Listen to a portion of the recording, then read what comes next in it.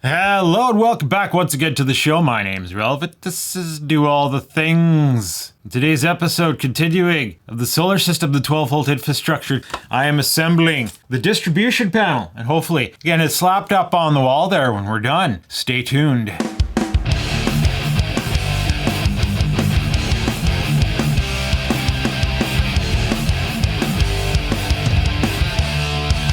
It's not a particularly sunny day, so I did decide to hook up the battery, the quad battery, just to see if it would top off. And, you know, with the sun today, it's only about 1.3 amp charge, which is a perfectly good spot for that battery to charge in. It's saying it's 100%, and battery voltage is currently 14.3. I'm guessing that charge is going to terminate soon. But I guess it's not done yet if it's still pulling 1.3 amps. Now, where to start? Well, installing the fixtures, I do believe.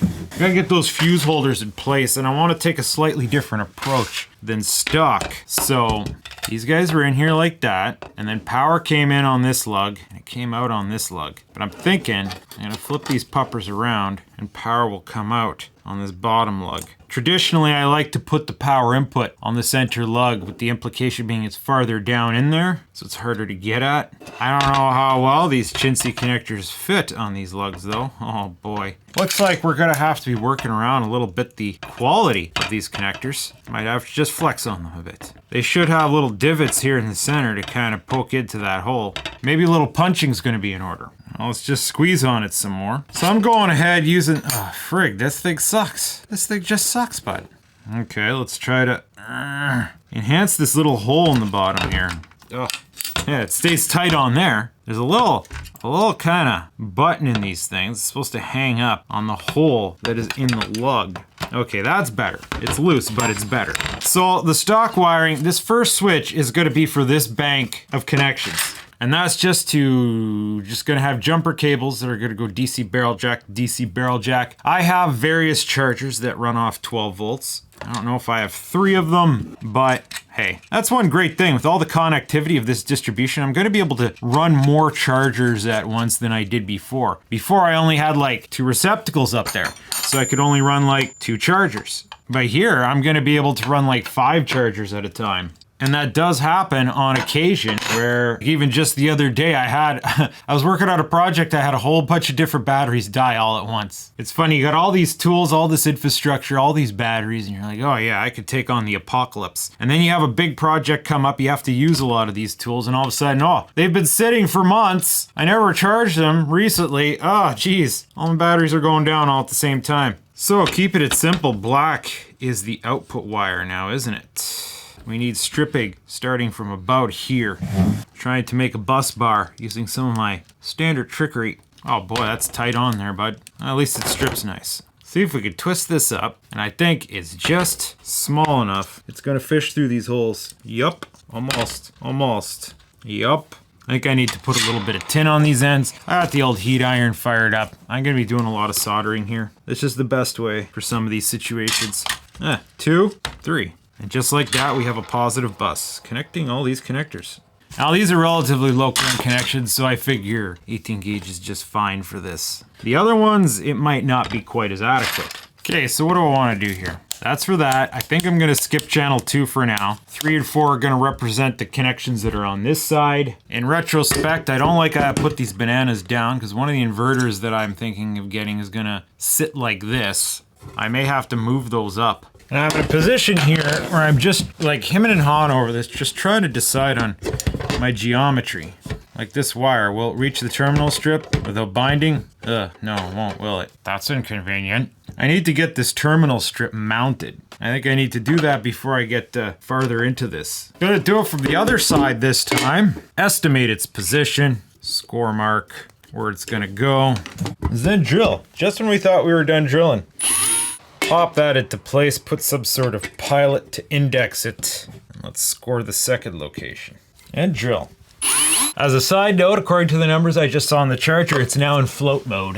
It is done charging the battery. That's funny, we got barely any sun and it could still put power into there. I guess those MPPTs really do their job. The concept of an MPPT is really simple. It just limits the current while keeping the input voltage from the solar cells at a certain threshold. By design, it's extremely simple. It's just a case, geez, one op amp with current sensing can literally do it. Or no voltage sensing. All right, now we're gonna be using some of our nice 632 broach nuts, in which I have very few left. They'll give us a flat surface so we can still mount this flat against the board.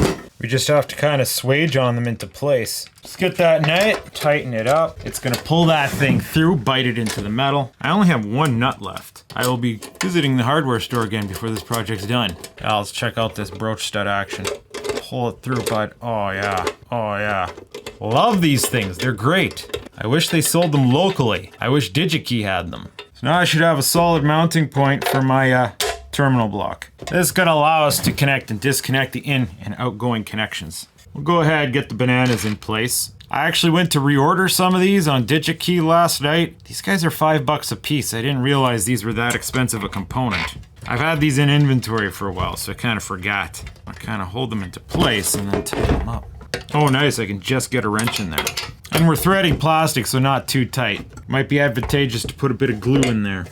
Now, one of the great adventures we have working for us is with that general panel connector, I got a nice whack. Oh, 105C rated 600 volts. This is not bad wire. 16 gauge, so it's gonna be good enough for chassis wiring to get our higher voltage connectors here and here. But they didn't really give us any black wire, so it's a bit of a disappointment. But I have an idea. We need to mock up, install this terminal strip. I'm gonna use the nylon nuts for this, mostly because they're in stock. Should do fine. We're gonna have this wire connect in some way, shape, or form to one of these terminals.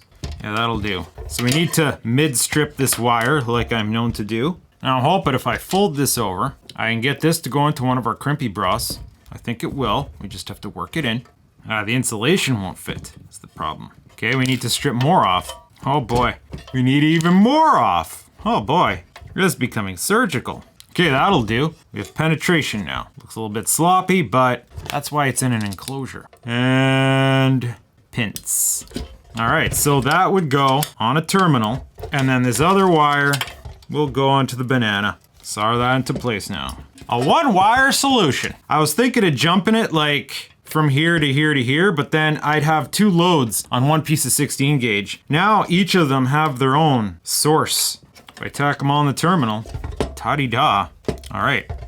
Now for this system here, I'm going to, so this is the negative bus for the lights. I'm gonna run it off this bus here. So I'm gonna start off doing similar trickery. This is green wire, not the appropriate wire, but hey, guess what? It'll do nicely, as long as we mind our color codes, right? We're gonna bust this much in the same fashion. These guys get a little wraparound. You know what occurred to me? This is going the wrong way. The wire's gotta wrap around this way. Okay, so nice, we do it twice, right? All right, this negative bus is established. Now I'm just gonna take the lighting wire. I'm gonna tack it onto this bus. They're gonna share power. Again, this is a low load bus. The 18 gauge is more than enough. It can handle 40 to 160 milliamps of lighting on top of whatever it's charging. All right. I'm gonna remove this. That channel's not being used, and in fact, these little 18 gauge dinkies aren't gonna get used. These outputs aren't getting used. We just have to remember that this bottom is the input and that's the output. We'll go ahead and label it just to be sure. I don't know why I didn't just use black Sharpie here. Doubling up. We have no application for channel 2 yet, so we're gonna start cutting up on this 16 gauge, establishing these fuse links to the switch. You know, initially I was thinking of wiring the light to show a blown fuse, which is simple. If you put it in parallel with the fuse and the fuse blows, then the light conducts through. I don't know if we can easily do that with these switches though. You'd have to have power coming in on the switch, then going to the fuse. These connections will too get soldered to the fuse holder. Cut her right about here, strip her, put her through the switch hole, fold her back and over. Solder is honestly better. The only reason why it's not done is because it's time consuming. So some of these other solutions were, oh, well, this is the fastest way we could do it safely. Also some bonus planned obsolescence when, you know, these kinds of connectors ultimately fail. All right, nice 16 gauge connections. So our 20 gauge wire that we bought here, or not 20 gauge, 12 gauge 20 amp wire. We need enough to go around in a circle like this. It's funny though, we only need the one wire, the white wire, like 1 foot, not even. Okay, so here's a piece of 20 gauge, 20 gauge, 20 gauge, 20 gauge, 12 gauge, 12 gauge wire. Now this guy is thicky thickerson. I don't think it's gonna go through these little holes. No, not at all. So we're gonna have to do some Hugo weaving here. Now, one idea is to let the connector poke through the strands. Twist, twist, twist, twist, twist. This would poke through the strands. Twist, twist, twist, twist, twist. Another strand poke. Another strand poke. Wish I gave this one a little bit more slack, but it should be good. Let's solder them into place. Now we have to mind the spring action. We take these out, that thing's gonna move back and forth, isn't it? Oh, yeah, it is. These guys need some flex. Okay, we have to rethink this strategy. We need way more strippage. We need to give them little relief loops. We also should be soldering them on with the spring tension taken off for 2 reasons. If we heat the spring, it's gonna lose tension, and we need to know what the minimum excursion is gonna look like. Yeah, okay. Sorry, it gets a bit artistic here. Went like that, so I know how much, oh, still warm. So I know how much slack I have. Start doing one of these. Okay, they're not the prettiest connections in the world, but I do believe I got decent fusion with enough excursion so that if, oh geez. Yeah, kind of. Little stiff, but yeah. The joints can flex. So now we have a full 12 gauge bus going to the fuses. I'll just stick one of our blue crimpy boys on here. Working back in here, this fuse holder is redundant for this application. So we're actually going to clip it out with a bit of slack so we can repurpose it elsewhere. Get some heat shrink ready here. I'm gonna make a splice. I'll tell you, I want that to come around the outside of the box to about where it's gonna connect to the fuse. And repeat that process for the banana plug. Now these wires are probably roughly gonna get coupled together, so we'll keep them tight together. Mr. Banana should actually be a touch longer. Well, I think we've reached a point here where I gotta kind of put the door on and get some measurements, right? Doop doop doop doop doop doop doop doop doop. Banana will go here, and other jack will go here. Right about there. And this negative bus just needs to go somewhere in this general vicinity. I'm just gonna go ahead and get these soldered on. No reason not to. That way I can have a correct estimation of their spacing. Now the ultimate plan is to do a nice zap oh, okay, I slacked this all wrong. I wanted to do a nice zip tie situation. It's gonna hover a bit, eh? Straight 18 gauge cable's gonna need a more conventional small crimp connector. Should have color coded that black. Oh, frick yeah, bud. I don't see why this wouldn't work now. We just have to get main power attached. We're gonna turn this around. We can put 2 connectors on each terminal, assuming we put them kind of back to back, you know? Gotta kind of do one of these, where they're back to back. We need to now install something resembling the main power wire. This will close now. I need a punch out. I need to get this pupper of Oni in there. One of these along the bottom. We're gonna go with this one. Oh boy, it's not one of these situations. Tough punch outs. Oh, okay, it's knocking out this center one. What about this one? What the frick, man? What the hell? Okay, well, this punch out was starting to come. Oh boy. We might have a bit of a quality control issue on this box. Hey! That whole thing's coming apart. Yeah, this hole's getting chowdered. Hate it when this happens. This does happen sometimes. They did not punch it out properly. I got like one of these things in stock. Ugh. What a stupid frickin' hole. And that doesn't work unless I have 2 of them, does it? No, it doesn't. Okay, that's a sweet little hang up. Unless I try to punch this hole, hope that it doesn't screw up, and then just plug on this hole, which I don't have plugs in stock either, but this is not the effect that I wanted. I was hoping to have this thing flapped up before, you know, I had to go to the hardware store. Why do I only have 1 of these? Well, I have a 3/4 inch compatible choke that I can use, which will work because that wire is so damn huge. Okay, I'm just gonna have to do this for now until I get the right parts in. Oh, just enough geometry to use this tool. Now I need to get beast face up through here. I think we're gonna need about this much slack. Mark that. Let's get her stripped and prepped. All right, it goes through the hole.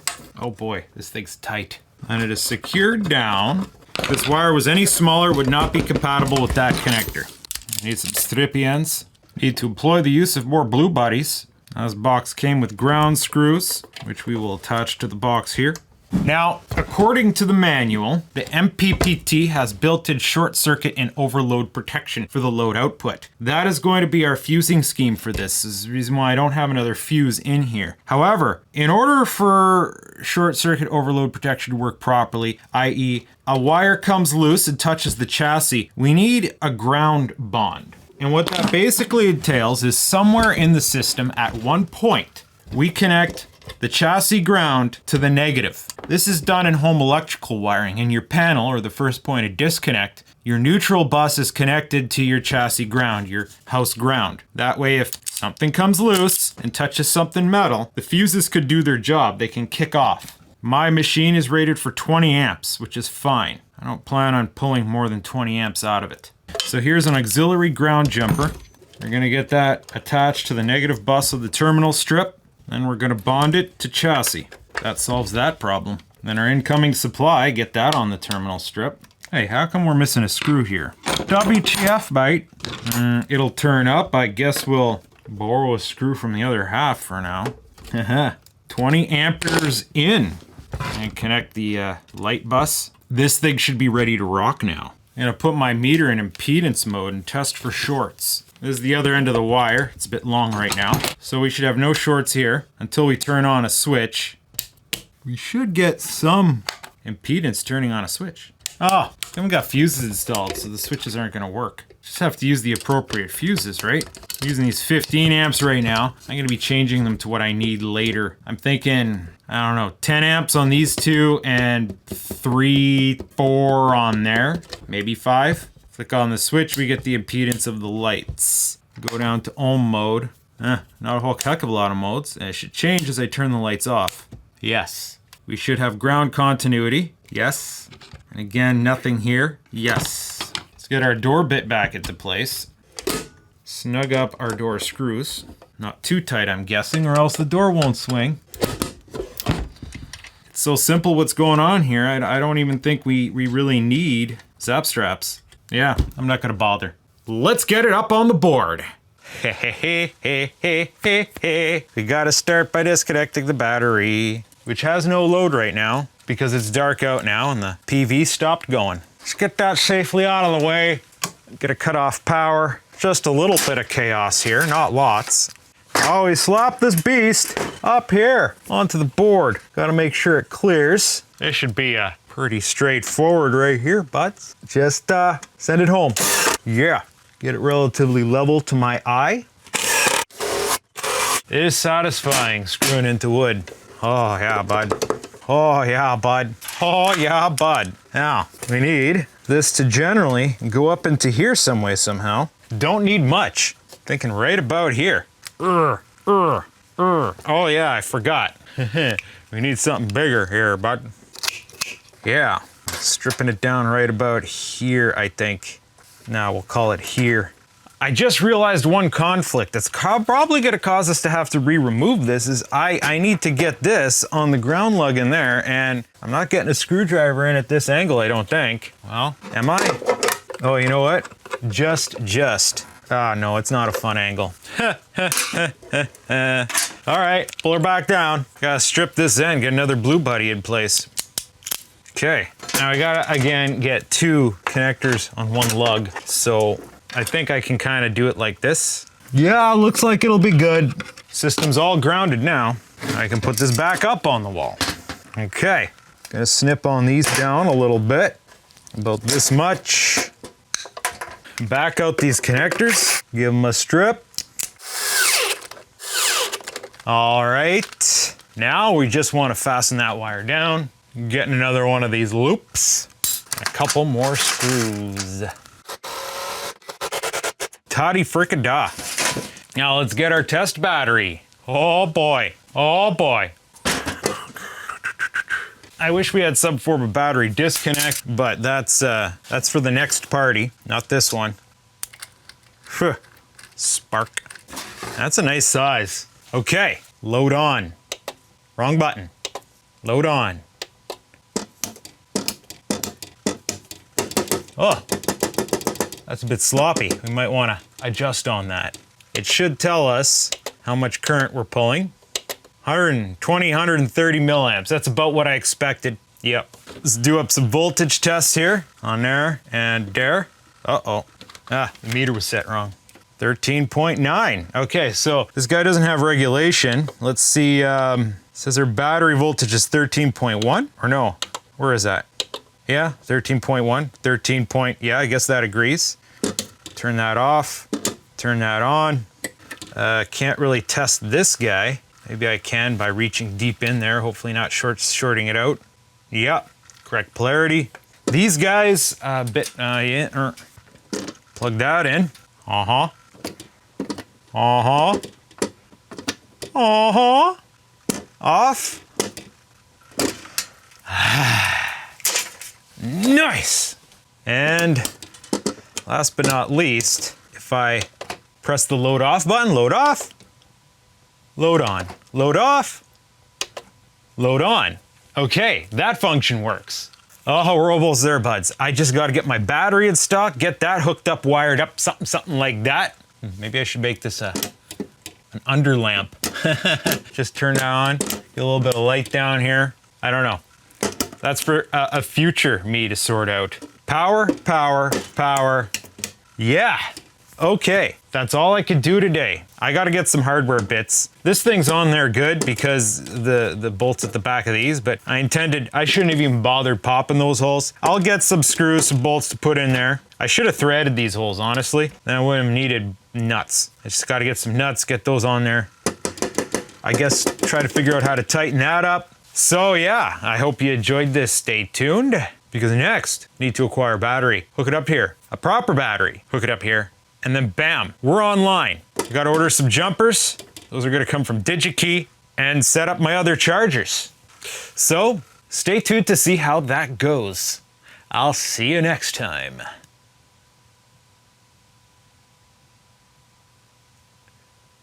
Let's put on a shit-eating grin.